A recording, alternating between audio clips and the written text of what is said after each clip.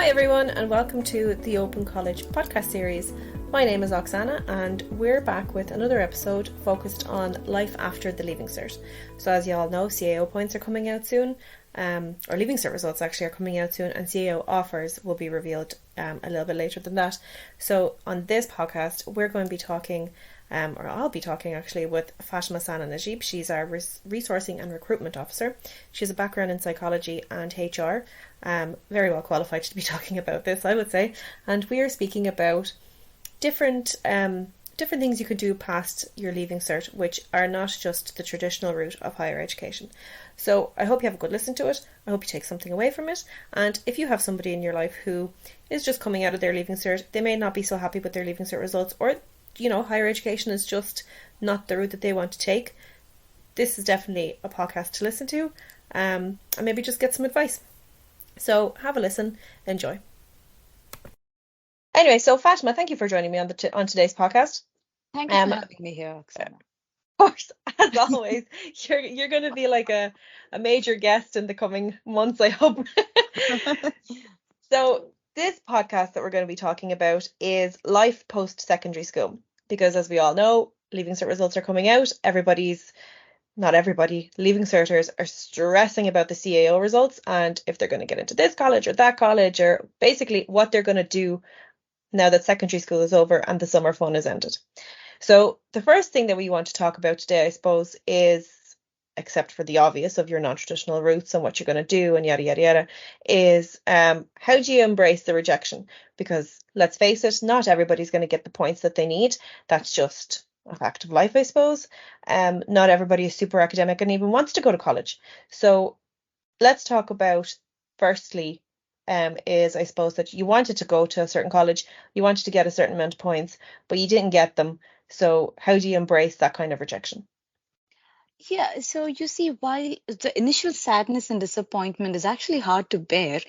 Now, this setback becomes an opportunity for self-reflection, resilience, and personal growth. And I also want to emphasize that it is okay to feel disappointed, but it's equally important to channel those emotions into something positive.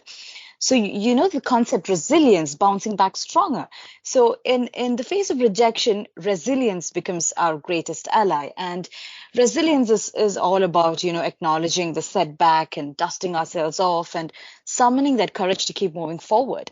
And it also enables us to turn rejection into an opportunity for growth and self-improvement. So I just can't stress the importance of resilience enough in cases of rejection. And Yeah. another thing, when you have to find lessons in a rejection, actually every rejection holds valuable lessons for personal and professional development. So I would say reflect on your experience, what could have been done differently, or what are the skills or areas that I should improve upon, and embracing that growth mindset and seeing rejections as a chance to refine your goals, acquire new skills, and expanding your horizons is, I think, all that we can do about embracing rejection. And I think it definitely goes a long way.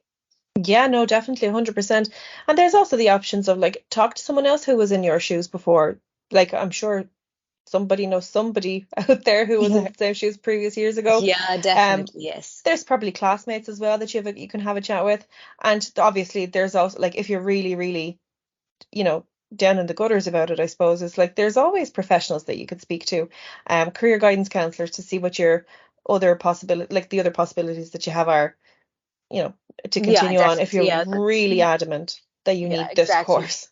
Exactly. Yeah. I mean, career counselors, they're trained to give you proper vocational and career guidance. And I think the assistance from career counselors would actually go a long way as well. Yeah. And generally, I think schools have them anyway. So take advantage of that. Because I remember now this was many a moon ago when I finished my Leaving Cert, but when we went in to get our Leaving Cert results, our career guidance counsellor at the time was there with us in the school getting our results. So I think schools are prepared for that and they're ready to help you. So just take advantage of the help that's there. Yeah, exactly. Yeah, just seek out help from those professionals. And I think most schools also have an active placement cell and Mm-hmm. career support cell. So yeah, do seek out help from these departments. Yeah. Exactly. And on the other hand, then I suppose is you're not so bogged down in the fact that didn't get the points, and you're looking to explore what else you can do. So I suppose what would be the kind of non-traditional paths that somebody can take outside of your generic kind of third level education? Exactly, especially in Ireland, we have a number of non-traditional routes that students can follow, and these non-traditional routes actually enable people to follow their interests and develop useful talents and kind of forge their own unique pathways to success. So, embracing these non-traditional paths actually means, breaking free from the societal norms and expectations that often dictate the trajectory of one's education and career.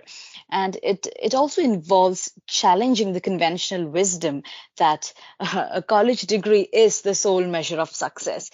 So, if I were to put a wide range of opportunities that students can choose from when thinking about an alternative to education, I would say apprenticeships and vocational training is a great avenue, because these offer individuals the opportunity to gain practical skills and hands-on experience, industry-specific knowledge that can actually help them towards a successful and fulfilling career. Now, unlike the lecture-based approach commonly found in colleges, apprenticeships and vocational training actually prioritizes hands-on learning, and that's one of the key benefits of apprenticeships as well. And also, another benefit I can think of is, you get to learn from experienced mentors, and these mentors serve as guides and role models. They share their wisdom, expertise, and industry insights with apprentices. And yeah, so that's a real world exposure that often does lack in traditional classroom settings. 100%. And the other thing that I actually wanted to I just came into my head there when you mentioned apprenticeships is a lot of apprenticeships you get paid for studying and working at the same time. So if something happens, like say for example, at the moment, like higher education is through the roof, obviously the cost is not cheap. So a lot of people, even though maybe they did get the points and they really do want to go to third level education, they just can't afford it. And that's, in this climate is perfectly understandable. So if that's the case, apprenticeship is a great way to go. And then you also mentioned vocational programs. Vocational programs tend to be, as far as I'm aware, of kind of like level 5 and 6. So when you start with your level 5 and 6, as time goes by, just build on that afterwards. There's also the possibility of that. Like the beauty, I think, I think people forget this about Ireland sometimes, or maybe they're just so used to being here and how good the education system actually is that it's really set up that anybody can go and study whenever they want it at whatever level they want. They just have to go for it, basically. So take Exactly. advantage, I think, anyway. Yeah, I mean, we are truly blessed in terms of having a variety of options for non-traditional education paths. Yeah. That's it. And then actually, even that I said that like, oh God, higher education, the cost of it is going through the roof. We are blessed that it's not America because over there education is insane money for like a semester or a whole year. It's just, yeah, Oh it's yeah, crazy. yeah, it's really soaring up now. Yeah. Yeah. And then speaking of, education abroad, there's also the option for global education. So, I actually have a friend, well, not a friend, they're not a friend. They weren't ever a friend. It's just this person that I know from when I was in school. They were originally from, I can't remember where they were originally from. But anyway, so they wanted to go off and do medicine when they were in college or in school. They didn't get the points, but they actually went abroad to study to Hungary then. I think they found a medical program over there that was taught solely in English as well, so that was a help. So my suggestion was with global education is say you're from somewhere else and you've moved here with your parents or whatever it is. If you don't get the points to go to college in Ireland, there's the opportunity to explore maybe the country that you're from because you have the benefit of the other language to study in. Or you can even look elsewhere as well. Like there's so many options out there. You just kind of have to look for it, I suppose. What would be your take Yeah, on exactly. that? Global education, I mean, it could be cheaper, be it domestic or abroad. And it's also, as you just said, it's a good way to show your command of language for your prospective employers in the future. And also, both domestic and abroad, when it comes to international education opportunities, these actually produce graduates who can essentially contribute to national development, and they're very highly motivated, I think. And also, I think a very high number of students are intrigued by the idea of going to university outside their home country, because yeah, I mean, I know it, going abroad is a tough thing for anybody to do, but the point is, these students gain resilience and maturity, and apart from that, they could benefit career-wise in a great way. And it's always been the case that it adds something quite significant to what you can always offer future employers. Yeah, that's true. And then, like you said, the whole resilience thing, it shows that you're really adaptable and flexible as well to just at such a young age just get up and leave and study in a different country and essentially set up your life there. Because Exactly, yeah. college courses are long, so you have to really continue to do this, and it really shows that you kind of like can finish out what you've started too, especially if you finish it, obviously. So there's that. Okay. Also, Oksana, I was just wondering, these online learning and digital education that we're blessed with these days, because the technology is so advanced nowadays, and there's this widespread accessibility of the internet. Now, people have the opportunity to acquire knowledge and to develop their skills and basically pursue an educational degree or a qualification in a very flexible and convenient manner. So ourselves, the Open College ourselves, we provide all online run courses, and through the specialized digital platforms that we host as well, learners can access a wealth of resources, any courses of their interest, and expertise from renowned institutions and educators like ourselves. And there's another key advantage to online learning is, as I said, its inherent flexibility and accessibility. And you have the freedom to set and you're in your own pace, and you can study at your preferred time and location, and basically customize your entire learning experience to suit your individual needs. Now, I understand there is a misconception that online learning is impersonal and detached and things like that, but digital education platforms do strive to create interactive and engaging learning experiences. And moreover, it also promotes a culture of lifelong learning and continuous development. And um, it basically recognizes that education is not confined to a specific period of life, but is a lifelong pursuit, if I could. Yes, I totally agree. And I would actually even say that online institutions like ourselves, we probably try harder with the engagement because we're aware of the struggles that people face. So we try to make it even easier and better for them to, to learn and engage, I suppose. Obviously, that's the whole thing about it.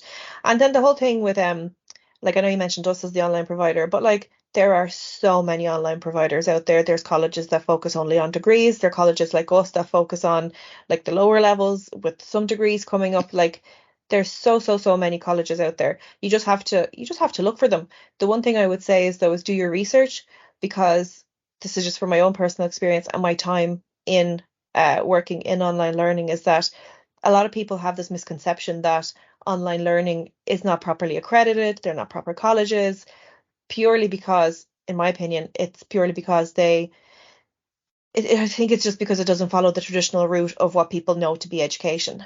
But again, that's not true. It's just a different way of providing an education and making it accessible to people who want to go and study.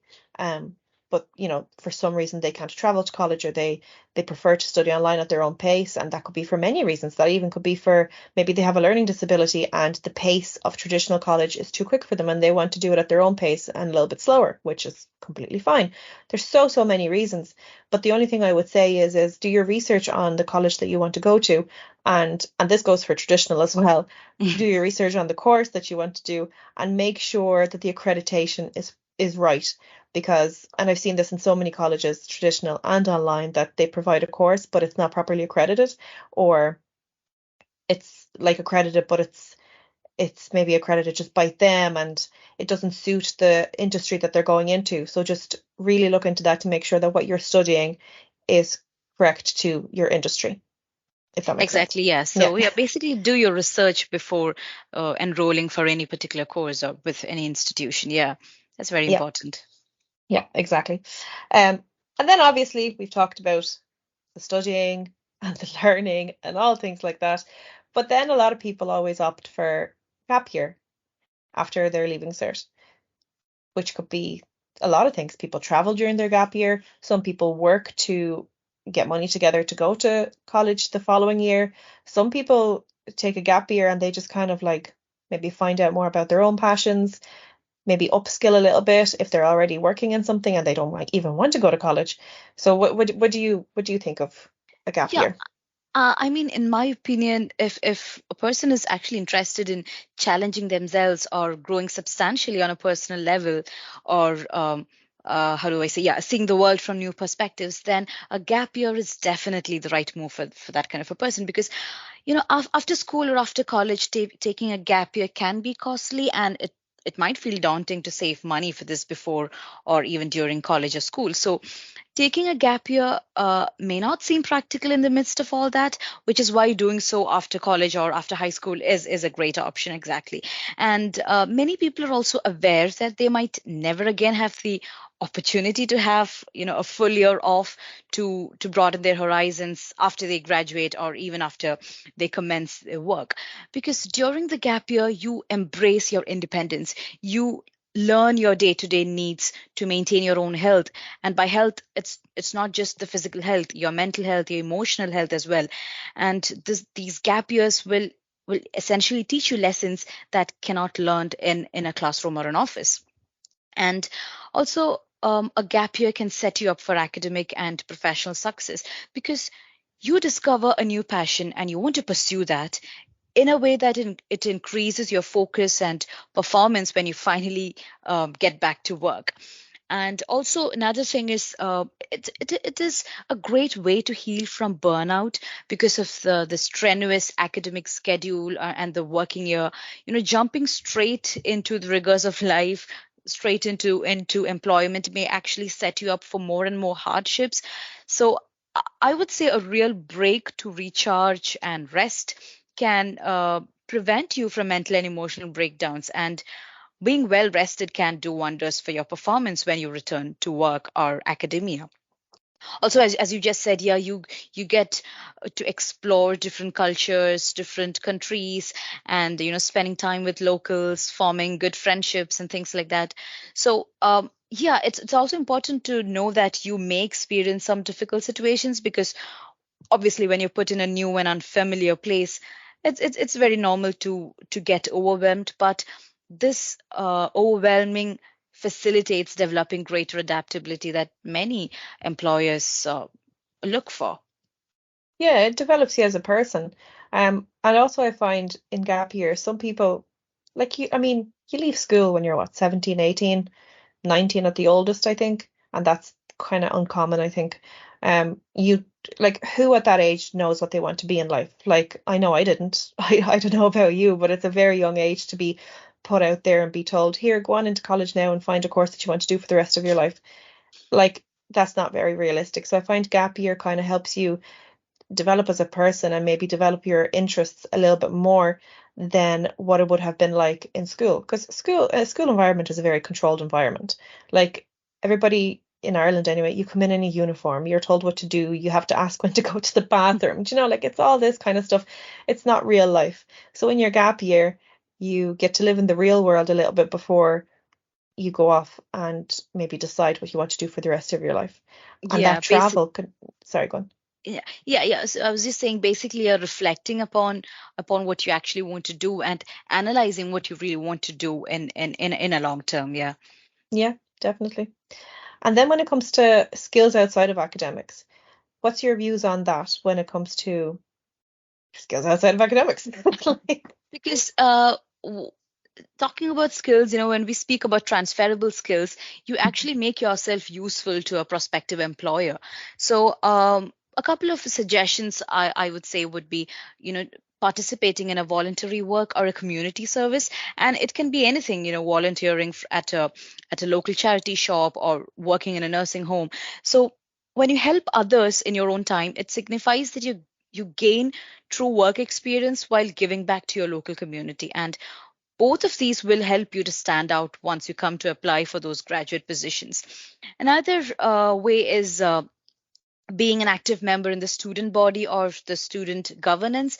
So when you're involved in student affairs, you are when you get elected as the student committee representative or an academic representative, you actually display an interest in academic affairs, and that will eventually give you an edge for your future career. And then another aspect students are very interested would be sports. So joining a sports team or maybe even coaching your local school's team can provide you a whole set of transferable skills, including competitive spirit and teamwork. So, I mean, even if you don't get involved directly, there could still be an opportunity to enjoy sports by observing or fundraising for your university team. Another way would be joining societies. So there are plenty of societies for students where they can try something new and meet new people with similar interests. So depending on what you're looking for, they can appear in all different forms, from I would say sports to dance or academic societies, even or even regional level societies. So by being an active member, you're showing that initiative, social skills, and most importantly, you also have fun. And Another way I can think of, yeah, would be part-time job. Part-time jobs are a great way to earn money, and it also gives you a very enriching work experience as well, because in my opinion, it is beneficial to start thinking about this early on during your academic career. And Yeah, so basically, especially in Ireland, the most common forms of part-time jobs that students take would be in retail, or maybe even voluntary promotions, or even helping with a family business. Yeah, I mean, there's so many transferable skills that you can get out of that. It's it's quite crazy. And then you mentioned when you're in college as well that you can join all these societies. And there's some societies, and like what I used to go to UCD, that was my first kind of big university. And when I first joined, now the amount of societies that that place had, you don't even know where to go. There's some that you wouldn't even think that they would have. And when you said have fun as well, there's some that you can join that aren't very academic, but they're more like a hobby society, obviously. But from that, you can make a career out of it if that's what you're really interested. So, like, I don't know, so there's like radio stations, college newspapers. You can even join in UCD, there's a part of the students union. Like you can even get involved in the students union, and there's a part of it that's even involved in like really fun, like organizing parties, organizing events. Um, they get like celebrities into the college sometimes to do Mhm. concerts, and like it's something that you forget, but like you can make a career out of that. So get involved if you're really interested in like the entertainment industry. Get involved in that, see what you can do, learn from it, and make your way from there. Like there's so many options. There's even chess club if you're interested. Like I can't even tell you. There's just Yeah, so you much name out it, there. and yeah, you just name Yeah, it, and there's that society there in the college. Yeah. So exactly. yeah, plenty of options to explore. 100%. And then aside from college, what about entrepreneurship and starting your own business? I know I know on social media anyway, that's quite popular at the moment, and there's a big push for small businesses and starting your own kind of side hustle. So what would you think about that? Well, the decision of whether to become an entrepreneur or not is a very personal one.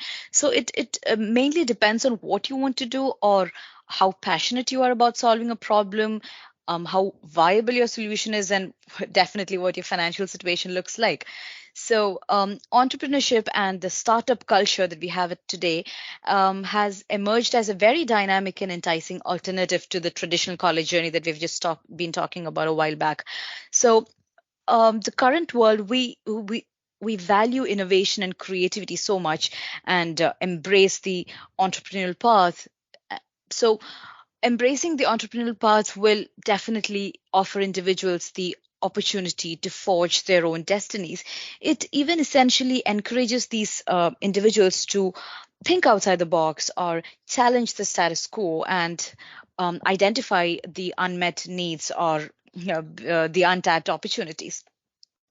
Now, when you're really passionate about solving real world problems, you take the time to observe and analyze a problem, and that is very critical to finding a meaningful solution as well. So I would say that would be the first step to building a sustainable business. And then obviously you talk to the customers and stakeholders, because you see, the more you talk with others, the easier it will be to narrow down exactly who your potential customers or clients are. And then you follow a structure where you validate the problems and the solution. And as I said, networking with other entrepreneurs, because when you meet new people, be it virtually or in person, you try to make a quick introduction to get the conversation going and try to gauge their interest in your idea. Also, another very important aspect is saving money and raising funds, because we all know all new businesses require some form of capital to fund the talent, the office, equipment, office supplies, and several other resources. So, sourcing this kind of money may be the most challenging aspect of trying to launch your startup right after college or school. So it is imperative that you understand how a business works, and what does profit and loss mean, and what assets and liabilities do you have, and basically how much is it going to cost to set up and run your company. And last but not the least, make sure you have a lot of emotional support, and I mean a lot of it, because as you grow your business, and you require people with more specialized skills and talents. But at the same time, do not hesitate to seek out a partner or a co-founder to basically share the ride. Yeah, no, I agree. Um, I know I moved on to entrepreneurship really quickly, and we were talking about college before. So to swing back to college really quickly, I just want to debunk some myths when it comes to college and success.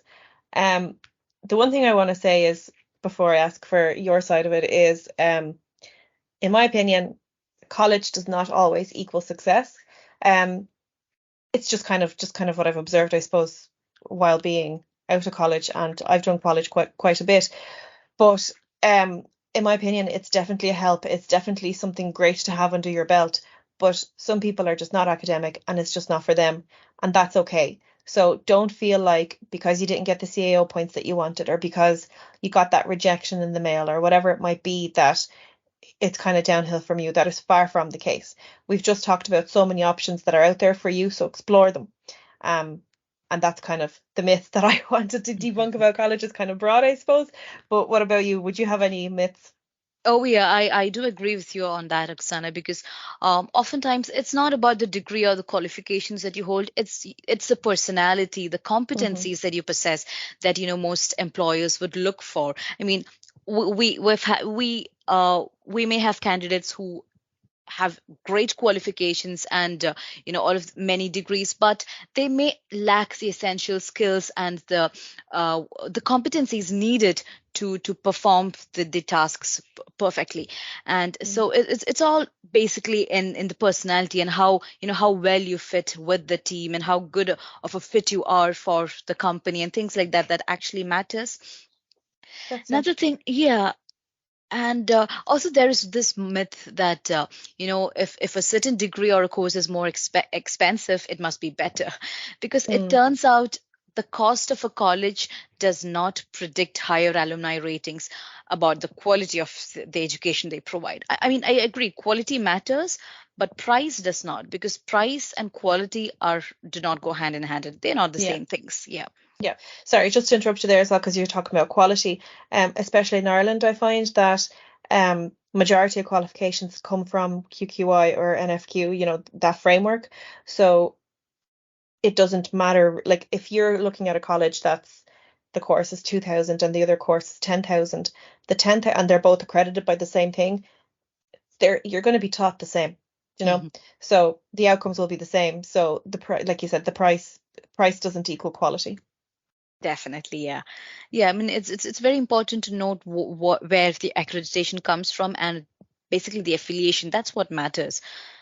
Yeah. And At the end of the day, they set the goals or whatever it yeah, is. they said the standards and the learning outcomes are more or less the same. Mm. And another myth that I often hear from students would be, students say taking notes in class is pointless. Now, even if you never revisit your notes after you walk out of a lecture, the mere exercise of writing down that information is a good strategy for retention, because I would say writing stuff down is a great start. So I'm always That's what up I for. do. I agree. 100. It's like your brain just absorbs it better or something. Exactly, yeah, because when you practice these note-taking strategies, you distill the most important facts, you organize the information because you chunk them into meaningful forms, and then you can put together useful bullet points to basically summarize that day's lecture. And another myth that I often hear is cramming is effective because the information is fresh in my head. Now, let me tell you, research suggests that attempting to stuff a whole lot of data into your brain right before a test is inconsistent with the way memory generally works. I know cramming may give you a false sense of comfort, but in fact, studies do show that our ability to retain and, more importantly, to recall information is far greater when studying is spaced out over a longer period of time. And another myth I can think of is last minute study. Of students say, "Oh, I'm so graceful under pressure that it makes sense to wait until the last minute to study." Now, you may think you do your best work in the shadow of a looming exam, but this is rarely true. Just because procrastination has worked for you in the past doesn't mean it's the best way to learn. So instead of cramming a bunch of information into your head hours before an exam, try reviewing your notes at the end of every week. Or I used to conduct bi-weekly study sessions with my classmates. That was really helpful for me as well. When the exam is actually approaching, you start your preparation at least 5 days prior. And the night before the exam should basically be just for reviewing the notes and, good rest, taking good rest. The last one that I can think of would be finding your study style. Now, some students say, I spend an enormous amount of time studying, which means I'm great at it. So the fact is, spending an enormous amount of time studying may seem like a recipe for success, but that isn't always the case. In fact, how you study is far more important than how much you study. I mean, I don't mean that you shouldn't dedicate sufficient time to reviewing your material, but just be sure that this time that you invest is put to good use.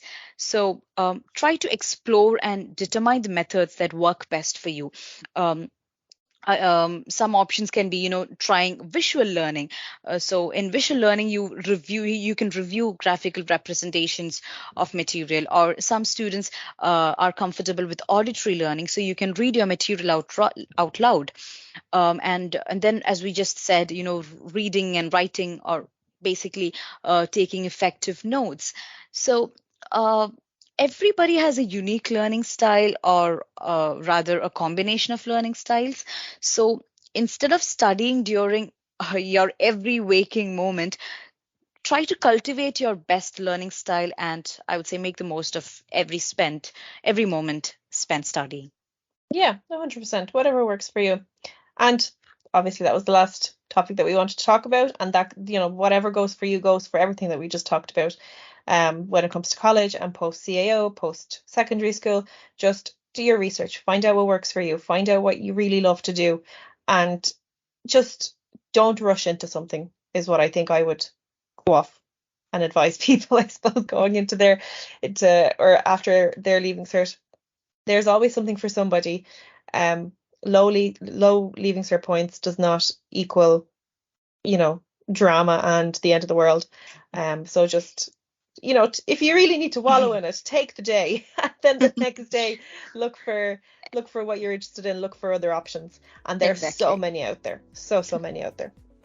And look, at the end of the day, this is just advice from us. That's all that is. I mean, we're not experts in anything like this. We don't know anybody who's listening to this, but just some tips, I suppose. And that's it. We're going to leave it there. So best of luck, everybody, with anything that you choose to do.